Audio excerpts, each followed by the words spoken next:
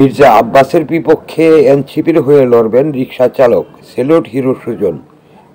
সংবাদ সূত্র bdnewstimes.com।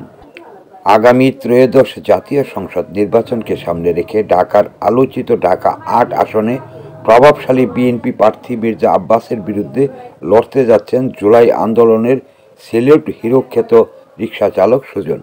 জাতীয় নাগরিক পার্টি এনসিপি থেকে তিনি মনোনয়ন ফরম সংগ্রহ করেছেন।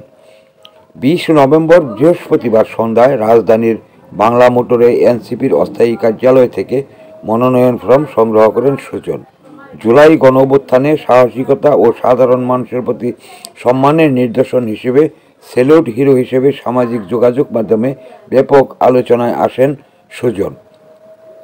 এনসিপির যুগ্ম মুখ্য সমন্বয়ক ও মিডিয়া সেলের সদস্য খান মোহাম্মদ মোরসালিন বলেছেন, জুলাই আন্দোলনের শ্রমিক রিকশাচালক রাস্তায় অবিচল এশা প্লাস্টিক, আরও আধুনিক রুচিসম্মত উন্নত মানের পণ্য আজই সরবরাহ করুন।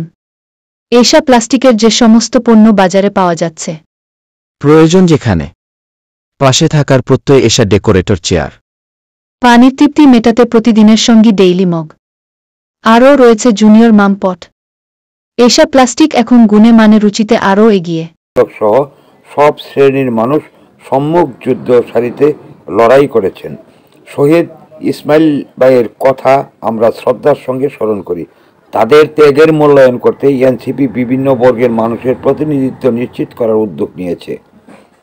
রাজনৈতিকভাবে গুরুত্বপূর্ণ মতিঝিল, রমনা, শাহবাগ, পল্টন ও শাহজাহানপুর থানা নিয়ে গঠিত ঢাকা ৮ আসনটি সবসময়ই ঢাকার রাজনীতির কেন্দ্রবিন্দু হিসেবে বিবেচিত।